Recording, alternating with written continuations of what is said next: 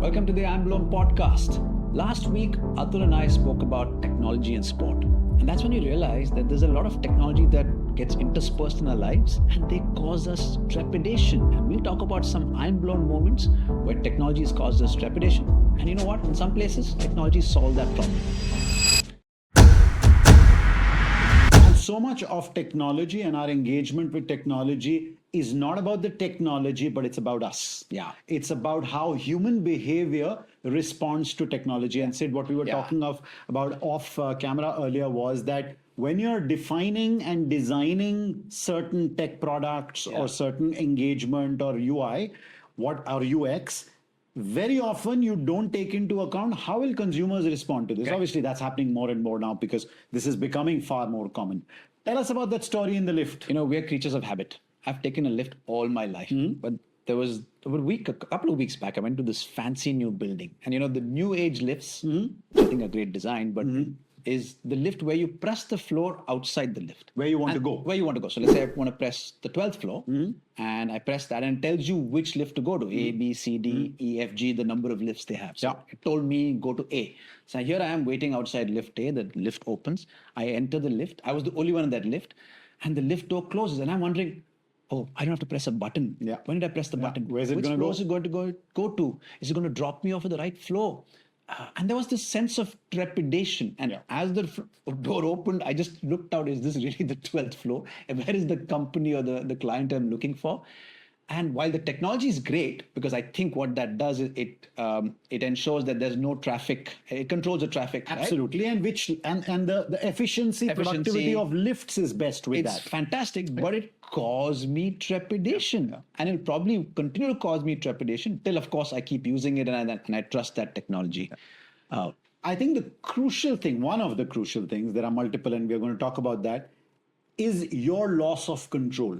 Absolutely. Right? You're used to controlling, you know you're standing there, I'll press this button, that button, this will happen, door open, door close, all of that. But here you suddenly lost control. You're just standing there and now you're waiting. Right? So that human behavior is a big one. Yeah, and that goes to that, you know, I believe that the closed door button on the lift doesn't really work. It's only meant to give you control that once you pressed it, there's a little bit of light that brightens up, and then you're waiting, and the lift finally closes. Yeah, the way. No, it's absolutely true. The way it works is that there is a human tendency that doing something is better than doing nothing. That's our assumption, right? Which is not always true. They always tell you decision making, doing nothing is also a decision, right? So, but doing something, when you're standing there, cut, you keep pressing it, right? Which brings me to another story I was listening to when I was watching this podcast a couple of months back, how one of the ways they controlled people getting edgy in lifts is just by putting a mirror there. Oh, because a mirror means you are now occupied for a few seconds because nobody can not look in the mirror. Absolutely. Right? So it takes care of that thing of waiting. How long is this lift going to take? Whatever. You're just looking at yourself. Right. And so that changed behavior in lifts. Anyway, coming back to what we were talking about. Sorry, go ahead. That's so true. Now, when I get into a lift, if I don't see a mirror, there's dissonance. So there must be a mirror somewhere because you're so used to seeing a mirror. You're just used to having that there. Interesting. Got it. So the door close button is an interesting story. You know, I was reading about this, and apparently there was a law in the US in the 1990s, which was basically for people of disabilities, because the door would close too quickly. So they needed to make sure that the door stays open for a certain amount of time. But because that time was quite long, if there was nobody with disability around, they needed to give control to other people to be able to close the button. That's how it started. But over a period of time, obviously the sheer percentage of people with disabilities is very low. So they stopped connecting the door close button with closing the door. And it became just a placebo that you've got control of something. I have only one thing to say. Any lift makers there, do not let go of the door close button and let me press it serves a purpose. It serves a purpose. I want to keep it.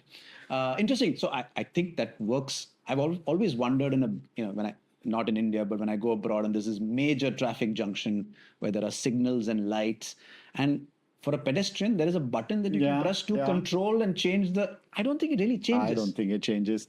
I think it just makes you feel like you're doing something, and something lights up there, and you say, okay, everybody wait, it's going to take some time.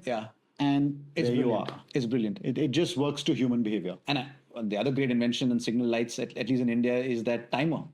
I love that. I love it. I love it absolutely. Yeah. I know sometimes I look at the timer, I'm like, wow, it's going to make me wait 2 minutes, but at least I know how long it's going to be. I can decide to take a look at my phone. I can decide to change the music. I can just take a deep breath, whatever it be. Brilliant. But I know, and somehow it makes me feel like I'm in control. Right? Suddenly, correct. Instead of just staring at the light and saying, "Oh, is it going to change now? Is it going to change now?" But what a lot of people do, unfortunately, is just when it's coming down, people start speeding up to jump the light, which is a big problem. Life's not perfect. Yeah, absolutely. Any other experiences about technology, trepidation? Well, there's a lot with shopping, online shopping. We find that, you and I were talking about that spin the wheel thing that sometimes happens, and you think you're going to get a great discount. It's going to stop exactly where it stops. But a lot of websites are using this as well as, for example, on EMIs. You can choose which EMIs you want, or you can decide whether to get the EMI or not. Now, you're taking debt.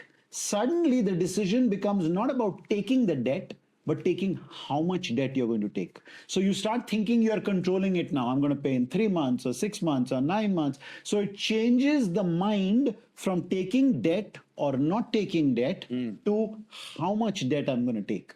So shopping websites very often are shifting you from not making a decision on whether I want to buy this on debt, but simply on how much debt I'm going to take. So technology, because it's a toggle bar, it's going to change you to deciding on how long you're going to take it. So suddenly you moved away. The pre-decision is, okay, I'm buying this thing on debt now, and going into how long. So it's shifting that decision point. I've always found that to be a point of friction. But what you're saying is that maybe, and it's an interesting thought, that if you give them a choice, you're giving them control. And maybe that will lead to better decisions. Absolutely. Well, it depends on the type of consumer, right? You may be a consumer who's very clear on your decision making. I'm buying this or not buying this. But those guys who are sitting on the fence, for them, maybe this shifts them into a different decision. And you're suddenly saying, "Acha chal, yaar, 6 months I can do."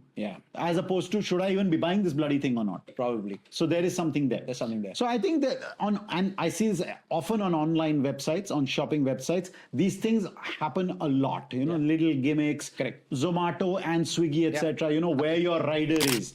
Now, it's going to take 20 minutes. Correct. But you're saying, he's at that corner. He's at that red light. He's coming close. He's not. I mean, I would like to believe those are real in terms of GPS. Correct. But who knows if they are or they're not. Maybe the guy's still at the restaurant, whereas it's showing him 10 minutes further ahead. We've all done that phone call, right? How far are you? Oh, I'm 10 minutes away. Well, you're actually still sitting at home and haven't left yet. So maybe Zomato does that too. I don't know. Happens only in Delhi. But anyways, okay. Yeah, of course it does.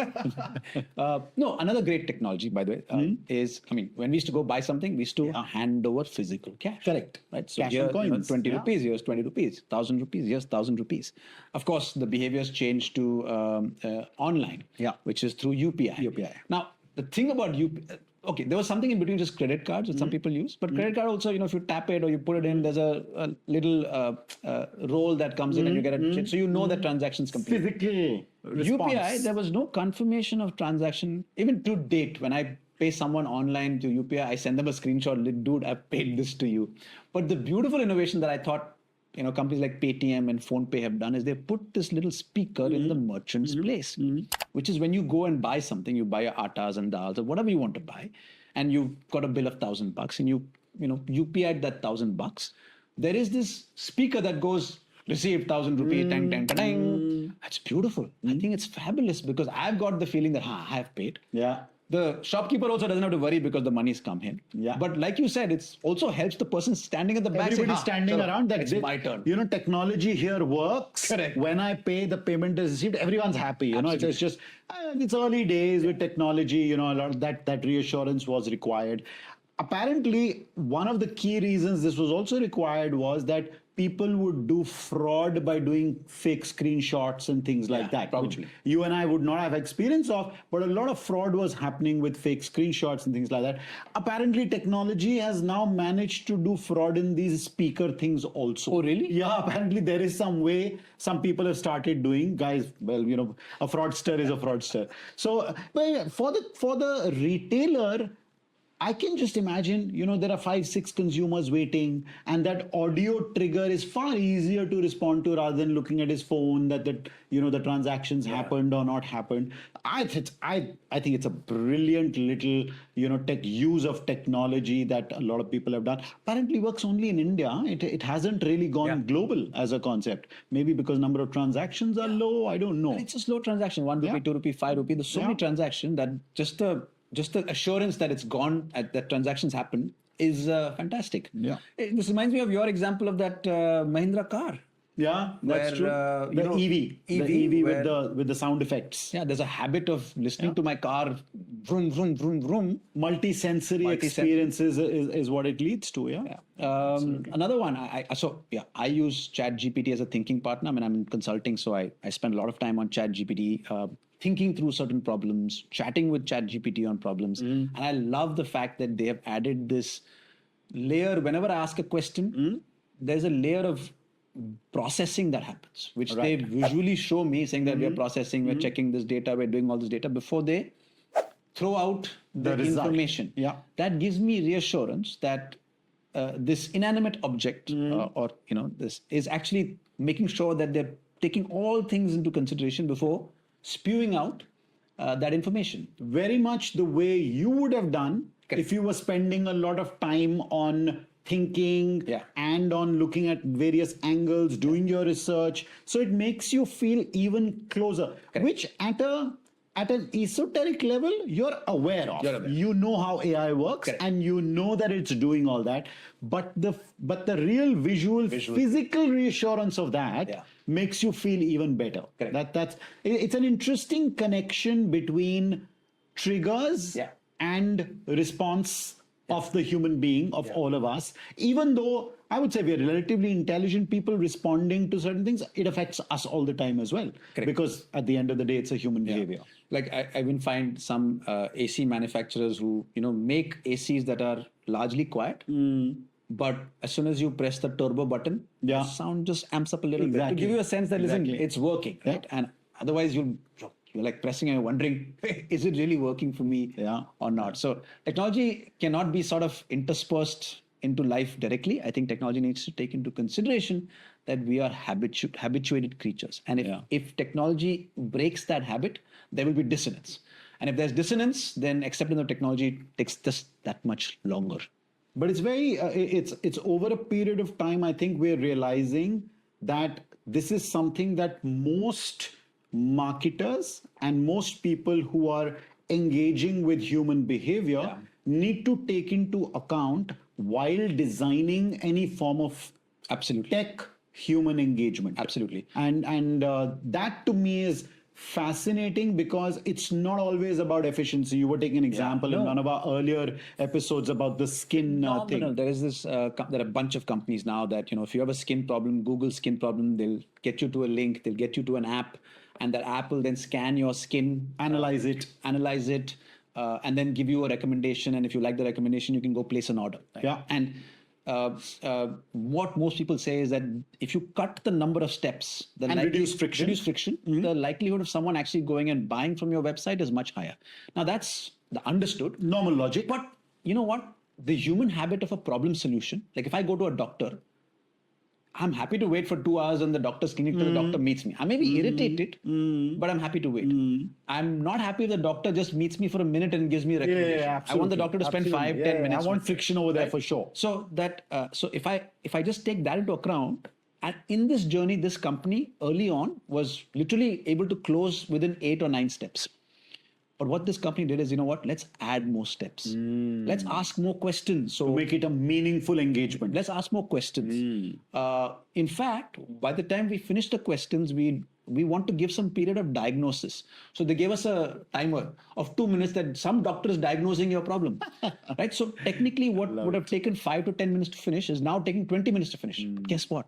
More people are buying because through that process, they've seen that friction, they've seen that thought process. So there's a reverse logical impact of it. So while technology could have solved all problems, what this company did is they used technology and they isomorphized, that's the word I believe I found out, the existing habit. And the existing habit needs friction. Brilliant. And they bought in that friction and that's giving them greater success. And that's what we must consider. And I wonder whether whether, as technology is getting used more and more, whether that's something that marketers and people who are doing UX consider it. I'm sure they do. They do. I wonder if AI considers that, right? Like you said, it does. People who are designing AI consider that. And I think that's amazing as well. Yeah, no, exciting. So I think a lot of trepidation when new technology comes in, but when they are able to take my existing habits and bring some shade of that into it, Yeah. I think better adoption of technology happens. Acceptance of Absolutely technology. at incredible. least. I'm glad you're feeling better after your lift experience. I'm much better. I've taken a few of those. I'm feeling much better. But if I take another 5, 10, and it gets me to the right. But it's very interesting. Sorry, I just thought of that. Your experience was also because you were alone. I've done that kind of lift with people from my office. When you're 2-3 people together, you can talk to each other and say, ha, theek hai, this floor seems okay. There's reassurance from that. So that's another thing to be considered. Are you alone? Are you with people? The experience changes. Yeah, but what I eventually realized is they do have a small. It's a very small little visual which says which floor you're going to. It's a very small one. I think they should just make it much bigger. Listen, you're going to number 12. Absolutely. There are many things to do. Of course, if there are more people, you're often wondering, wow, so many people going to the same floor. Exactly. I wonder what's happening on that floor. Tech can't solve everything, but awesome. That was a very, very fun conversation. Good chat, yeah. And we hope to see you guys again soon. But if there's any comments that you have about trepidation through tech, do drop it in the comment section. Otherwise, we'll see you guys next week. With another episode of I'm Blown. See you soon.